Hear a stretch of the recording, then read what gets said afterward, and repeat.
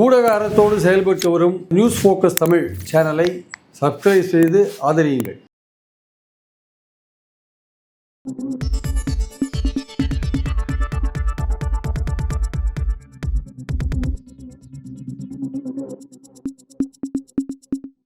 வணக்கம் சார். வணக்கம் சார். அதிமுகவுடைய சீனியர் செங்கோட்டையினுடைய அரசியல் நகர்வுகள் சில நேரத்தில் திடீர்னு அதிரடியான நடவடிக்கைகள் இருக்குது. திடீர்னு பார்த்தா சில நேரத்தில் சைலண்டாக சில காரியங்கள் செய்கிறாரு. ஏற்கனவே அவருடைய அதிரடி நடவடிக்கை எடப்பாடி பழனிசாமி கெடு வச்சார் பார்த்தோம். அவருடைய சைலண்ட் நடவடிக்கையாக டிடிவி தினகரன் சந்திக்கிறது, பிறகு பன்னீர்செல்வம் சந்திக்கிறது அப்படிங்கிற மாதிரியான விஷயங்கள் தொடர்ச்சியாக அவர் சார்ந்த செய்தியில் வந்துட்டே இருக்குது. பட் அதை பொதுவெளியில் அவர் மறுக்கவும் செய்கிறாரு. அவருடைய அரசியல் நகர்வுகளை எப்படி புரிஞ்சுக்கிறது, நீங்கள் எப்படி பார்க்குறீங்க சார்? இல்லை, அதாவது அந்த கொங்கு வட்டாரத்தில் ஒரு முக்கியமான லீடர் செங்கோட்டையன், அதிமுகவை பொறுத்த மட்டும். அதே மாதிரி பார்த்திங்கன்னா அதிமுகவுடைய துவக்க காலத்துலேருந்தே அவர் இருக்கார். அவர் எம்ஜிஆர் காலத்துலேயும் இருந்தார், இப்போ ஜெயலலிதா காலத்துலேயும் முக்கியமான இடத்துல இருந்தார். கடைசி கட்டத்தில் ஜெயலலிதாவோட ஜெயலலிதா அவரை கொஞ்சம் ஓரங்கட்டி வச்சுருந்தாங்கன்றது உண்மை. அது கொஞ்சம் தனிப்பட்ட ரீசன் காரணமாக ஓரங்கட்டி வச்சுருந்தாங்க. ஆனால் மற்றபடி அவர் ஜெயலலிதாவுக்கு ரொம்ப உதவிகரமாக இருந்தார். ஜெயலலிதாவுடைய டூர் ப்ரோக்ராம், தேர்தல் ப்ரோக்ராமில் அவர் தான் ஏற்பாடு பண்ணி வடிவமைக்கிறதெல்லாம் அவர் தான். எப்படி போகிறது, எந்த ரூட்டில் போகிறதெல்லாம் அவர் தான் தீர்மானிப்பார். ஸோ அப்படிலாம் ஒரு இம்பார்ட்டன்ஸ் கொடுத்து தான் அவங்க வச்சுருந்தாங்க. பட் எடப்பாடி வந்த பிறகு எடப்பாடிக்கு அவருக்கு ஒரு இன்ஃபீரியாரிட்டி காம்ப்ளெக்ஸ். எடப்பாடிக்கு ஒரு காம்ப்ளெக்ஸ் இருக்குது. அதாவது தாழ்வு மனப்பான்மை. என்ன தாழ்வு மனப்பான்மைனா, தன்னை விட பெரிய லீடர் அந்த மாவட்டத்தில் இருந்தான்னா அவன் நம்மளை ஏதாவது கவுத்துருவானோன்ட்டு அவனை கண்டுக்காத ஒதுக்கி ஓரங்கட்டுறது. ஸோ அந்த வகையில் செங்கோட்டையனை அவர் ஓரங்கட்ட ஆரம்பித்தார். அந்த கொங்கு மண்டலத்து பாலிடிக்ஸில் அவர் ஓரங்கட்ட ஆரம்பித்தார். வேலுமணியை என்கரேஜ் பண்ண ஆரம்பித்தார். ஸோ இதுதான் பாயிண்ட். அப்படி பண்ணும்போது அந்த ப்ராசஸ் போயிட்டு இருக்கும்போது 2017 ஏதோ அசம்பிளி கவர்மெண்ட் இருக்கிறையும் ஓட்டியிருந்தாங்க. கவர்மெண்ட் போன பிறகு அவங்களுக்குள்ள ஒரு பிரச்சனைகள் வர ஆரம்பிச்சது. ஈரோடு கிடைத்ததெல்லாம் அவரை கன்சல்ட் பண்ணாதையே ஒரு முடிவு எடுத்தார். இவர் முக்கியமான ஆள் ஈரோட்டில். அவரை கன்சல்ட் பண்ணாதே ஒரு முடிவு எடுத்தால் என்ன பண்ணுறது? அப்புறம் அங்கே அத்திக்கடவு அவிநாசி விவசாயிகள் பாராட்டு விழா நடந்தபோது எம்ஜிஆர் ஜெயலலிதா படத்தை வைக்காதே ஸ்டேஜில் இருந்து அதை ஒரு கேள்வி கேட்டார். அப்புறம் இவர் யாத்திரையை துவக்கின போது மேட்டுப்பாளையம் பக்கத்தில் இவரை கூப்பிடவே இல்லை. அதே கொங்கு மண்டலம் தான், அது கூப்பிடவே இல்லை. அப்புறம் அசம்பிளியில் பார்த்தீங்கன்னா 2 பேருக்கு நடுவில் பேச்சுவார்த்தையே கிடையாது. அவங்க வெளியில் பண்ணும்போது இவர் உள்ளே உட்காந்துருந்தார். இப்படிலாம் இருந்தபோது இவர் வெளில வந்துட்டார். பார்லிமெண்ட் தேர்தலில் வெளில வந்துட்டார். வெளில கொஞ்ச நாள் வரையும் அப்படியே தான் கூட்டணி இல்லாத இருந்தது. அந்த கேப்பில் இவர் அங்கே போய் பார்த்தார். நிர்மலா சீதாராமன்லாம் பார்த்துட்டு வந்தார். பார்த்துட்டு வந்த பிறகு என்னாச்சு, டக்குன்னு கூட்டணி உருவாயிடுச்சு. என்னன்னா, எடப்பாடிக்கு ஒரு பயம் வந்துருச்சு.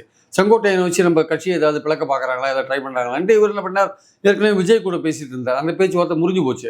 அப்போ இவர் என்ன பண்ணார், டக்குன்னு நமக்கு பாதுகாப்பு பிஜேபி தான், இல்லாட்டி நம்ம கட்சியில் ஒரு குழப்பத்தை பண்ணிவிடுவாங்கன்னு நம்மளால் டக்குன்னு போய் வேலுமணி தங்கமணிலாம் ஏற்கனவே நிர்மலா சீதாராமனோட கான்ட்ராக்டில் தான் இருக்காங்க. தொடர்ந்து கூட்டணியில் இருக்காங்களோ இல்லையோ அவங்களுக்கு அவங்க தன்னை தற்காத்து கொள்றதுக்காக தொடர்ந்து மத்திய அரசோட ஒரு கான்ட்ராக்டில் தான் இருக்காங்க. 21 அப்படி தான் இருக்காங்க அவங்க. ஸோ அதனால் உடனே டக்குனு இவர் போய் சேரத்துக்கு வசதியாக இருந்தது. இவர் போய் சேர்ந்துட்டார். அங்கே போய் 4 கார் ஏறி அமித்ஷாவை பார்த்துட்டு வந்த பிறகு என்ன ஆச்சுன்னா, கொஞ்ச நாள் போச்சு, இப்படியே போச்சு. அவர் தனி பயணம் போனார். அப்போ இவர் ஒற்றுமைக்கான இவங்க 6 பேர் போய் மந்திரிகள் போயிட்டு எடப்பாடிகிட்ட குரல் கொடுத்தாங்க. இது மாதிரி எல்லாரையும் சேர்க்கணும், இல்லாட்டி கட்சி ரொம்ப மோசமாக போயிடும். பாருங்கள், பார்லிமெண்ட் எலெக்ஷனில் 7 தொகுதியில் டெபாசிட் போச்சு, 13 தொகுதியில் 3ஆவது வந்தோம், ஒரு தொகுதியில் 4ஆவது வந்தோம். இது மாதிரி இருந்தால் ரொம்ப மோசம். அதே மாதிரி தெற்கில் 10 பார்லிமெண்ட் தொகுதி இருக்குது. அதில் மொத்தம் ஓட்டுகள் 1,60,00,000 ஓட்டு இருக்குது. பதிவான ஓட்டுகள் 1,05,00,000 ஓட்டு பதிவாச்சு.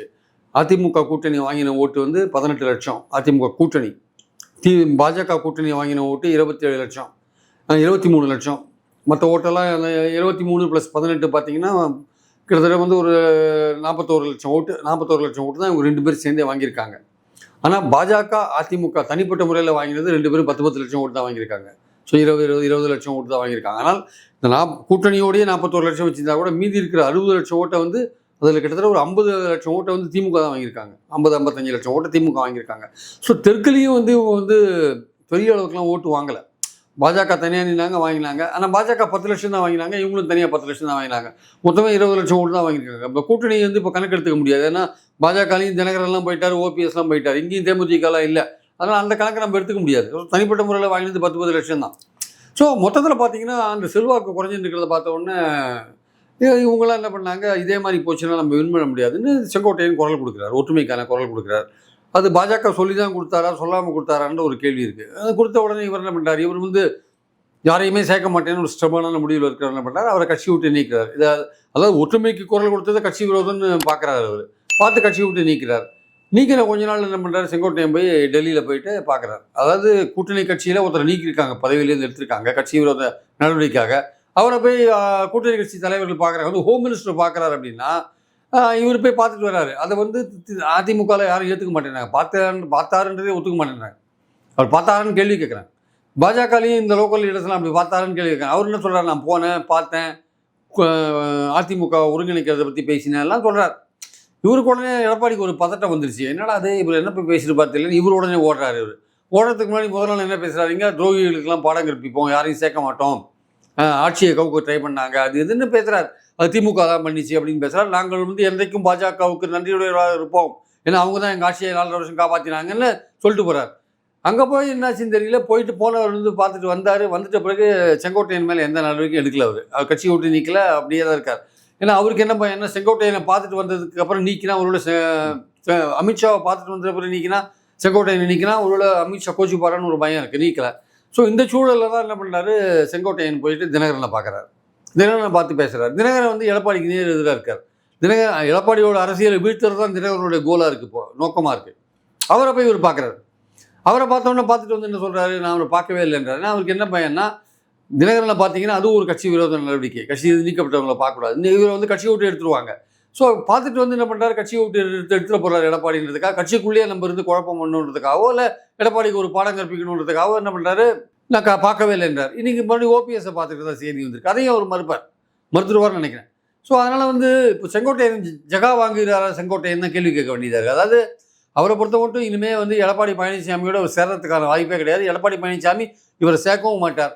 ஏன்னா இவர் தெரிஞ்சு போச்சு, அவருக்கு இவர் எதிரியாக மாறிட்டார். இவர் போய் அவருக்கு எதிரிகளை போய் இவர் சந்திக்கிறார். அவருக்கு எதிரிகளான தினகரனையும் ஓபிஎஸ்ஸையுமே சந்திக்கிறார். அப்படி இருக்கும்போது இவருக்கு இனிமேல் எம்எல்ஏ சீட்டும் கொடுக்க மாட்டார். இவர் இனிமேல் அதிமுகவில் இருந்து பிரயோஜனம் கிடையாது. பாஜக ஒன்றும் இவருக்கு ஹெல்ப்புக்கு வரப்போகிறதில்ல. பாஜக எடப்பாடிக்கு தெளிவாக சொல்லிட்டாங்க, உங்கள் கட்சி விவகாரத்தை நீங்களே பார்த்துக்கோங்க, நாங்கள் இதில் தலையிட மாட்டோன்ட்டு. அதனால் எந்த நேரத்தில் வந்து எடப்பாடி கத்தி வரும்னு தெரியாது, அவர் தூக்குவாங்கன்னு தெரியாது.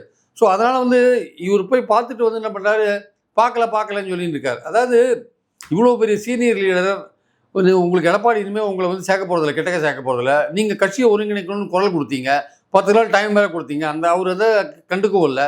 அப்போ நீங்கள் அடுத்த கட்ட நடவடிக்கை எடுக்கணும்ல. அப்போ நாங்கள் வந்து கட்சியை ஒன்றுபடுத்துறதுக்கு நாங்கள் முயற்சி பண்ணுவோம், நாங்கள் எடப்பாடி வந்து ஒற்றுமைக்கு தடையாக இருக்கார், அவருக்கு ஒரு பாடம் கற்பிப்போம், அந்த வகையில் போனோம். நீங்கள் என்ன பண்ணுறீங்க, டக்குன்னு அடுத்த ஸ்டெப் நமக்கு பாஜக சைட்லேருந்து நமக்கு ஏதாவது செய்தி வருமா, அவங்க ஏதாவது ஹெல்ப் பண்ணுவாங்களான்னு இப்போ பாஜகவோட இது காத்துட்ருக்கீங்க. அவங்க பாஜக எந்த இடத்துலையும் அவங்க காரியம் ஆகணுன்னு தான் பார்ப்பாங்க. முதல்ல வந்து இபிஎஸ்ஸை வழிக்க கொண்டுறணுன்றதுக்காக செங்கோட்டையை சந்தித்தாங்க. சரி, நம்ம கட்சியில் குழப்பத்தை பண்ண போகிறாங்களேன்னு இவங்க போய் சேர்ந்தாங்க. அதுக்கப்புறம் வந்து பார்த்தீங்கன்னா திருப்பி வந்து எடப்பாடியை வந்து இவரை நீக்கின போது மறுபடியும் சந்தித்தாங்க. ஆனால் சந்திச்சிட்ட பிறகு இவர் போய் பார்த்த பிறகு எடப்பாடி போய் பார்த்த பிறகு நீங்கள் உட்கட்சி விஷயத்தில் என்ன வேணால் நடவடிக்கை எடுக்குன்னு சொல்லிட்டாங்க. அதனால் செங்கோட்டையனுக்கு இன்றைக்கி ஒரு ஆபத்து காத்துட்ருக்கு. இனிமேல் வந்து அவர் வந்து அதிமுக எடப்பாடிக்கு நேர் எதிர் ரோல் எடுத்தால் தான் அவர் பாலிடிக்ஸ். இனிமேல் எதிர் ரோல்னால் எடப்பாடியை தோக்கடிக்க வேண்டிய ஒரு கட்டாயத்தில் அவர் இருக்கார் அரசியல் ரீதியாக. இல்லை சார், இப்போ வரையுமே பார்த்தீங்கன்னா இடையில டிடிவி தினகரனை சந்திச்சார், அதே மாதிரி நேற்றைக்கு பன்னீர்செல்வத்தை சந்திச்சிருக்காரு. பட் பொது வெளியில் இல்லைன்னு மறுக்கிறாரு. ஃபஸ்ட்டு மறுக்கிறதுக்கான காரணம் என்னன்னா, சரி கட்சி நம்ம மீது நடவடிக்கை எடுத்துருமோ அப்படிங்கிறதுக்காக மறுக்கிறான்னு பார்ப்போம். ஆனால் இவர் போய் சந்திக்கிறத ஃபஸ்ட் எடப்பாடி பழனிசாமி ரசிக்க மாட்டார். சந்திக்கிற விஷயமே வந்து நடவடிக்கை எடுக்கிறதுக்கான சான்ஸ் இருக்குது. ஒரு பக்கம் சந்திக்கிற மாதிரி துணிதான நடவடிக்கையும் எடுக்கிறாரு, அதே மாதிரி பொது வழியில் வந்து நான் சந்திக்கலைன்னு மறுக்கக்கூடிய நடவடிக்கையும் எடுக்கிறாரு. ரெண்டுமே ஒரு சேர செய்கிறாரு. அதை எப்படி பார்க்குறது? அதான் இது வந்து ஒரு குழப்பமான ஒரு நிலையை வந்து உண்டாக்குறாரு ஆக்சுவலாக. அதாவது அவருக்கு வந்து எடப்பாடி எழுத்து நின்று ஒரு ஃபைட் பண்ணுறதுக்கான தைரியம் இன்னும் வரல. அவர் அரசியலில் வந்து ரொம்ப மூத்த தலைவர். கிட்டத்தட்ட வந்து இப்போ தினகரன்லாம் கொஞ்சம் ஃபைட்டிங் டெண்டன்சியில் இருக்கார். எடப்பாடி முதலமைச்சர் கேண்டிடேட்டா அந்த சைடே நான் போக மாட்டேன்னு தெளிவாக சொல்கிறார். ஓபிஎஸ் கூட அந்த அளவுக்கு தெளிவாக இருக்காரு சொல்ல முடியாது. ஆனால் இவர் வந்து தன்னோட அரசியல் வாழ்க்கையில் வந்து 50 வருஷத்துக்கு மேலே பார்த்துட்டார். இவருக்கு இனிமேல் அந்த ஃபைட்டிங் டெண்டன்சி இல்லை. தினகரன் மாதிரியான ஒரு ஃபைட்டிங் டெண்டன்சி இவர்கிட்ட கிடையாது. அதனால் இவரால் வந்து முழு அளவில் அந்த எடப்பாடி எதிர்ப்பு நடவடிக்கைகளில் ஈடுபட முடியல. இவரால் ஆக்சுவலாக எடப்பாடி எதிர்க்கணும்னு நினைக்கிறாரு, ஆனால் அவருக்கான ஆதரவு கிடைக்க மாட்டேங்குது. அவரோட ஏரியாலேயே போய் எடப்பாடி கூட்டத்தை போடுறாரு, நல்ல கூட்டத்தை காமிக்கிறாரு. அவர் ஆட்களெல்லாம் வந்து கட்சியை விட்டு வெளில அனுப்புறாரு, பதவி பிடுங்குறாரு. இவரால் ஒன்றும் பண்ண முடியல. இவர் பின்னாடி நிறைய பேர் வருவாங்கன்னா அது ஒரு கேள்விக்குறியாக இருக்கிறத பார்க்குறோம். கூட இருந்த எம்எல்ஏ ஓடி போயிட்டான். அவன் கூட இருந்த பழைய எம்பியும் இருப்பாங்களா இல்லைன்னு சொல்ல முடியாது. அதனால் வந்து இவருக்கு பின்னாடி ஆளுங்க இல்லாத போது தன்னை எல்லாரும் தனிமரமாக விட்டுட்டு போயிடுவாங்களோ அப்படின்ற ஒரு பயம் அவருக்கு செங்கோட்டையனுக்கு வந்திருக்கலாம். ஆனாலுமே அவர் வந்து முழுசாக தான் ஃபைட்டை கைவிட்டாருன்னு உறுதியாக சொல்ல முடியாது. தற்சமயத்துக்கு ஒரு ஜகா வாங்குற மாதிரி ஒரு கொஞ்சம் பதுங்குற மாதிரியான ஒரு சூழலில் தான் அவர் இருக்காருன்னு நினைக்கிறேன். சரி, நம்ம ஃபைட்டை வந்து தேர்தல் நெருக்கத்தில் பார்த்துக்கலாம், இப்போ நம்ம இப்போவே ஃபைட் பண்ணி இதை எடப்பாடி சமாளிச்சிட்டாருன்னா அப்போ அதில் அவர் ஸ்டெபிலைஸ் ஆகிடுவார். தேர்தல் நெருக்கத்தில் அவருக்கு ஒரு நெருக்கடியை கொடுக்கலாம். நம்ம இப்போ வந்து நம்ம சண்டையை இப்போ வச்சுக்க வேண்டாம், அவரோட எல்லாரையும் பார்த்து ரெடி பண்ணி வச்சுக்கலாம். தேர்தல் நெருக்கத்தில் அவரை வந்து சரியாக கார்னர் பண்ணலாம் அப்படின்ற மாதிரியான எண்ணத்தில் செங்கோட்டையன் இருக்கக்கூடும். உங்கள் நோக்கம் என்னவாக இருக்குன்னா, ஓபிஎஸ்க்கோ தினகரனுக்கோ இல்லை செங்கோட்டையனுக்கோ நோக்கம் என்னவாக இருக்குன்னா, அரசியல் ரீதியாக பழிவாங்கிறது எடப்பாடியை. ஏன்னா அப்போ தான் ஒரு வழிக்கு வருவார். இல்லை வந்து கட்சியை வந்து கைப்பற்ற முடியும், இல்லை கட்சியில் வந்து ஒருங்கிணைப்பு ஏற்படுத்த முடியும். அப்படின்னா எடப்பாடிக்கு ஒரு டவுன்ஃபாலை கொண்டு வரணும், ஒரு சரிவை கொண்டு வரணும். அதை இவங்க ட்ரை பண்ணி பார்க்கறதுக்கான முயற்சி எடுப்பாங்க. அது வந்து செங்கோட்டையன் ஒரு வேளை தேர்தல் நெருக்கத்தில் எடுத்தால் போகிறோம், இப்போவே 6 மாதம் முன்னாடி எடுத்தால் அவர் சுதாரிச்சு அவர் வேலையை காட்டுவார். நம்ம இப்போ கொஞ்சம் அப்படியே போகலாம், தள்ளிட்டு போகலாம், காலத்தை தள்ளிட்டு போகலாம். எப்படி அண்ணாமலை எப்படி பாஜக காலத்தை தட்டுறாரோ அந்த மாதிரி நம்மளும் தள்ளிட்டு போகலாம், நம்ம தேர்தல் நெருக்கத்தில் பார்த்துக்கலான்ற எண்ணத்தில் வந்து இந்த மாதிரியான டபுள் பிளே ஆடுறாரோன்னு எனக்கு டவுட்டாக இருக்கு ஆக்சுவலாக. ஓகே சார், வந்து இப்போ எடப்பாடி பழனிசாமியோட டெல்லி விசிட்டுக்கு பிறகு பார்த்தீங்கன்னா வந்து எடப்பாடி பழனிசாமியோட கை தான் ஓங்கி இருக்கு. ஏன்னா அவர் வச்ச டிமாண்டை அமித்ஷா ஏற்றுக்கிட்டாரு, மறுக்கல அப்படிங்கிற விஷயத்த சொல்லப்பட்டுச்சு. ஏன்னா போயிட்டு வந்ததுக்கப்புறம் காட்சிகள் எதுவும் மாறல. மாறா செங்கோட்டையனா ஒரு நெருக்கடி ஏற்பட்டிருக்கு. செங்கோட்டையனா அதிமுக செங்கோட்டையனை அமித்ஷா கைவிட்டுட்டாரு அப்படின்ற மாதிரி தான் விஷயம்லாம் பேசப்பட்டிருந்துச்சு. ஆனால் அந்த விஷயம் இன்னும் முடியல. பாஜக பொறுத்த வரைக்கும் இப்போ வந்து பீகார் எலெக்ஷன் தான் கான்சென்ட் பண்ணிட்டு இருக்காங்க. அது முடிச்சதுக்கப்புறம் திரும்ப இந்த வேலையை ஆரம்பிப்பாங்க.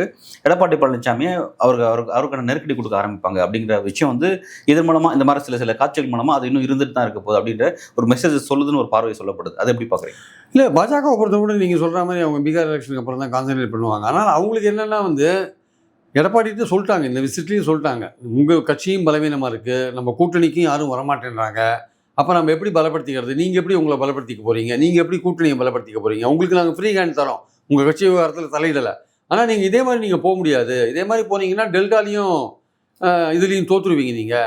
நீங்கள் வந்து இப்போ பாரத ரத்னா கொடுக்கணும், தேவருக்கு பாரத ரத்னா கொடுக்கணும்னா உங்களுக்கு முகலத்தில் ஓட்டு போட மாட்டான். அவனுக்கு தெரியும் நீங்கள் பாலிடிக்ஸ் பண்ணுறீங்கன்னு அவனுக்கு நல்லா தெரியும். அவங்க ஆட்கள் நீங்கள் 3 பேரை வெளில அமைச்சிருக்கீங்க, அதிமுகவில் ஸ்ட்ராங்காக இருந்த 3 பேரை அவங்க ஆட்களை வெளில அமைச்சிருக்கீங்க. 10.5 கொண்டு அவங்க ஆட்கள் 105 பிரிவினருக்கு வந்து நீங்கள் ஒரு வாய்ப்பை வந்து கெடுத்திருக்கீங்க. அதனால் அவங்க உங்கள் மேலே கோபமாக இருக்காங்க. அவங்கள சமாதானப்படுத்துறதுக்கு நீங்கள் தேவருக்கு பாரத ரத்னா கொடுக்கணும்னா அது தெரியும். நீங்கள் பாலிடிக்ஸ் பண்ணுறீங்க, அவங்க ஓட்டை வாங்கிறதுக்கு அதான் பண்ணுறீங்கன்னு தெரியும். அதனால் அவங்க ஓட்டு போடுறது சந்தேகம். அதே மாதிரி நீங்கள் தேவர் பேரை சொன்னதுனால தேவேந்திர குல வேளாளர் உங்களுக்கு ஓட்டு போட மாட்டான். அவன் நீங்கள் தேவர் பேரை சொன்ன ஒரு காரணத்துக்காக ஓட்டு போட மாட்டான். இல்லை, இது மாதிரி நீங்கள் சொல்கிறீங்களே, நீங்கள் என்ன கேட்கலாம். நான் என்ன சொல்கிறேன், சவுத்தில் வந்து ஜாதி ஈக்குவேஷன்ஸ் அப்படி தான் இருக்குது ஆக்சுவலாக. தேவேந்திரர் முக்குலத்தோர் ஈக்குவேஷன்ஸ் அப்படி தான் இருக்குது. பசும்பொன் பேர் அவருக்கு ஏதாவது பண்ணணும், நல்லது பண்ணணும், இல்லை அவரை க்ளோரிஃபை பண்ணுறது அப்படின்னாலே இன்னொரு பகுதிக்கு வந்து வெறுப்பை தோற்றிருக்கிற ஒரு விஷயமா இருக்குது. அந்த விஷயங்களை நான் புரிஞ்சுக்க முடியுது சார். ஆனால் என்னோட கேள்வி என்னன்னா, சவுத்தில் நீங்கள் பலவீனமாக இருக்கீங்க அப்படின்ற ஒரு விஷயத்தை வந்து இப்போ டெல்லி பாஜக எடப்பாடி பழனிசாமி நோக்கி சொல்கிறாங்க அப்படின்னா, அப்போ டிடிவியும் ஓபிஎஸ் அகாமினேட் பண்ணுங்க அப்படின்றது அதோட சிம்பாலிக்கான பொருளை தான்.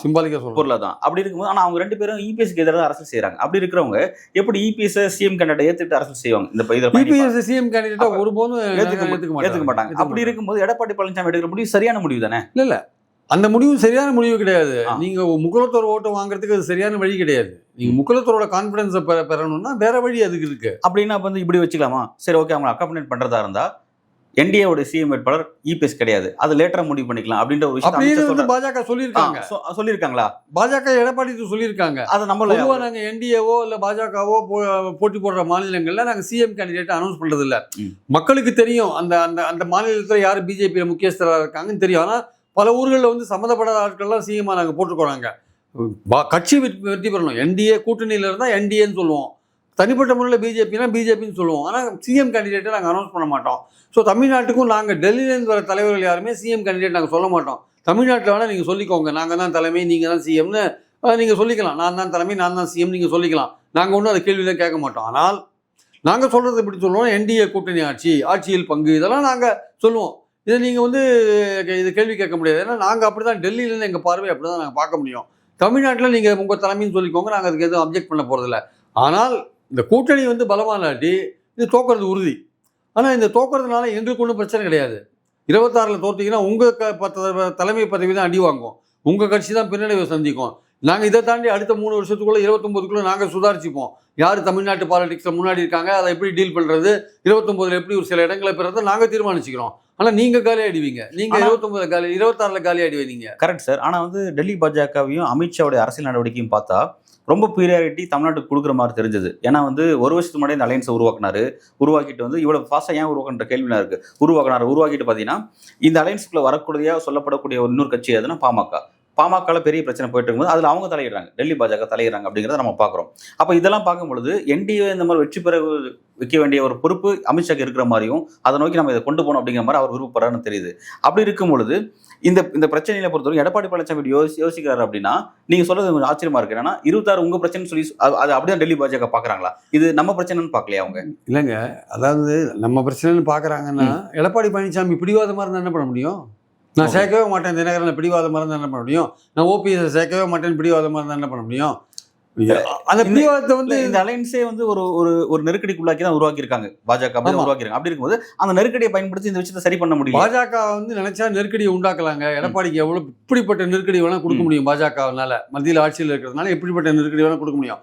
ஆனா வந்து இங்க இருக்கிறதுலேயே முக்கியமான கட்சி வந்து இப்போ திமுக இருக்கிறத அதிமுக தான் 18% ஓட்டு வச்சிருக்கு. இப்போ அதை விட்டா வேற கட்சி அவங்களுக்கு வந்து கூட்டணிக்கு வரதுக்கான வாய்ப்பு இல்லை. விஜய் கட்சி அங்கே கூட்டணிக்கு போகுமா? கொள்கை தெரிஞ்சு சொல்லிட்டு முதல் எடுத்தோன்னு போவானா? மாதிரி போனால் அவருக்கு பின்னடைவை சந்திப்பார் அவர். இங்கே பாஜகவுக்கு மைனஸ் ஓட்டு வேறு இருக்குது. அப்படி மைனஸ் ஓட்டு வச்சிருக்கிற பாஜக அதிமுகவோட கூட்டணி அமைச்சிருது. அதுக்கு இதை விட பெஸ்ட்டான கூட்டணி கிடைக்காது. இதில் இன்னும் எவ்வளோ பேரை சேர்க்கறது, அதிமுக எப்படி பலப்படுத்துறது தான் இங்கே கேள்வி. ஆக்சுவலாக அதை அவங்க சொல்லிட்டாங்க, அதை நீங்கள் பண்ணணுன்ட்டு. நீங்கள் பண்ணாத நீங்கள் எலெக்ஷனை சந்திக்கிறதுக்கு முயற்சி பண்ணீங்கன்னா அது உங்கள் இஷ்டம். நாங்களும் வரோம், எங்களுக்கு ஒன்றும் பிரச்சனை இல்லை. நாங்கள் தோற்றாலும் எங்களுக்கு கவலை இல்லை. எங்களுக்கு 4 எம்எல்ஏ 6 எம்எல்ஏ ஆனால் போகிறோம், இல்லை 4 எம்எல்ஏ அதே கிடைச்சாலும் போகிறோம். ஆனால் நீங்கள் உங்களுடைய கட்சி என்ன ஆகும்? நீங்கள் எப்படி பின்னடைவை சந்திப்பீங்க? உங்கள் கட்சியில் உங்கள் தலைமையை எடுத்து பெரிய குரல்கள் கிளம்பும். இதுவரையும் வந்துட்டாங்க.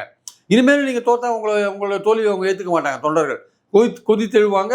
ஒன்றிய செயலாளர், மாவட்ட செயலாளர் எல்லாருமே வெளில வருவான். இப்போ தேர்தல் நோக்கி போகும்போது ஏன் வரமாட்டான்னா, தேர்தல்ன்றது பணம் கிடைக்கிற விஷயம் அது ஆக்சுவலாக. அதனால வரமாட்டான். போட்டி போடுறதுக்கு வாய்ப்பு கிடைக்கும், பணம் கிடைக்கும், தேர்தல் செலவுக்கு பணம் கிடைக்கும், பல விஷயங்கள் அங்கே இருக்குது. ஆனால் தேர்தலுக்கு அப்புறம் நீங்கள் வந்து எதிர்பார்த்த இடங்கள் பெறல, ரொம்ப மோசமாக தோத்தீங்கன்னா உங்களை கண்டிப்பாக வந்து அவன் தூக்கி போட்டு அப்போ அந்த இடத்துல அதிமுக ஒன்றுபடும். அது எடப்பாடி பழனிசாமி தனிப்பட்ட பிரச்சனை தானே. டெல்லி பாஜக கவலை. ஒரு திராவிட கட்சி ஓய்ஞ்சா நல்லது தானே உங்களுக்கு? ஓகே, ஒரு திராவிட கட்சி சரிவு சந்திச்சா உங்களுக்கு நல்லது. ஒண்ணு திமுக சார் இதை சரிவை நோக்கி கொண்டு போகக்கூடிய முடிவை எடப்பாடி பழனிசாமி செய்யறாரா அல்லது டெல்லி பாஜக செய்தா? டெல்லி பாஜக வந்து இவருக்கு அட்வைஸ் பண்ணுது. நல்லபடியா நீங்க பண்ணீங்கன்னா நீங்க நம்ம 2 பேரும் ஒரு கணிசமான சீட்டு வாங்கலாம், இல்லை இன்னும் கூட்டணியை பலமாக்கினா ஓரளவுக்கு திமுக டஃப் கொடுக்கலாம். ஆனால் நீங்கள் எதுவுமே பண்ணாத இதே மாதிரி போனீங்கன்னா எங்களுக்கு ஒன்றும் கவலை கிடையாது. தோத்தா உங்களுக்கு தான் பிரச்சனை.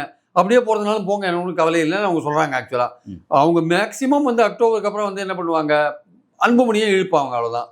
இது ஏற்கனவே 19 இருந்த கூட்டணி தான், அது ஒன்றும் பெரிய விஷயம் கிடையாது. அதனால் திமுக அதை பற்றி பெருசாக கவலைப்படாது. ஆனால் தேமுதிக போகுமான்னு சொல்ல முடியாது.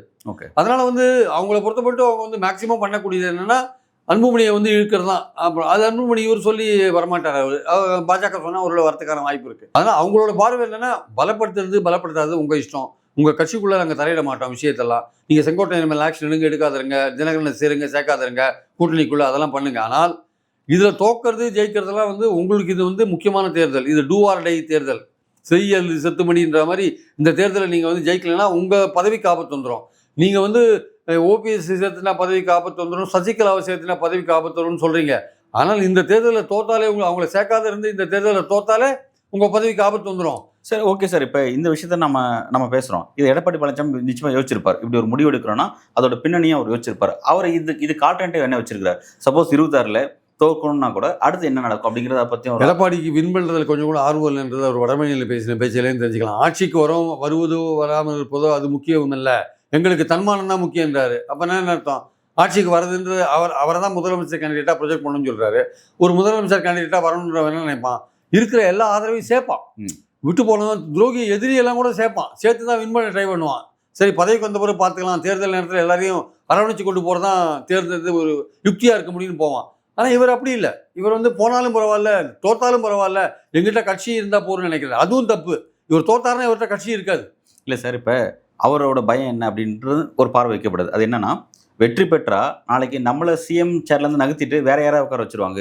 ஸோ வந்து தோல்வி அடைகிறது மூலமா இப்போ இருக்க எதிர்கட்சி தலைவர் போஸ்டே நம்ம கைப்பற்றி கொண்டு போகலாமே அப்படின்றத அவர் யோசிப்பார்ல.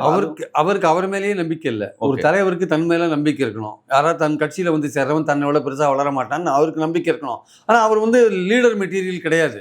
அவர் ஒரு தலைவருக்கான மெட்டீரியல் கிடையாது. அதனால அவர் எப்போதும் பயத்திலேயே இருக்கார். யாராவது வந்து சேர்ந்தா நம்மளை கவுத்துருவானோ, செங்கோட்டையன் நம்மளை கவுத்துருவாரோ, இல்லை அவர் இவரை கவுத்துருவாரோ. இவரோட சீனியர்ஸ்லாம் பார்த்தா இவருக்கு பயம் வருது. கவுத்துருவான், இவர் வந்து இவரே சீனியர் சொல்லிப்பாரு. ஆனால் இவரோட சீனியர்லாம் அங்கே இருப்பான்ல, இவரோட எம்ஜிஆரோட நெருக்கமாக பழகின இவரெல்லாம் எப்போ 2011க்கு அப்புறம் தான் இந்த சீன்லேயே வராரு. அதுக்கு முன்னாடி ஜெயலலிதாவோட எம்ஜிஆரோட பழகினவங்களாம் அங்கே இருப்பாங்கல்ல, அவங்கள பார்த்து செங்கோட்டையன் போன்றவர் சொல்கிறார். அவங்கள பார்த்தா இவருக்கு ஒரு பயம் வருது.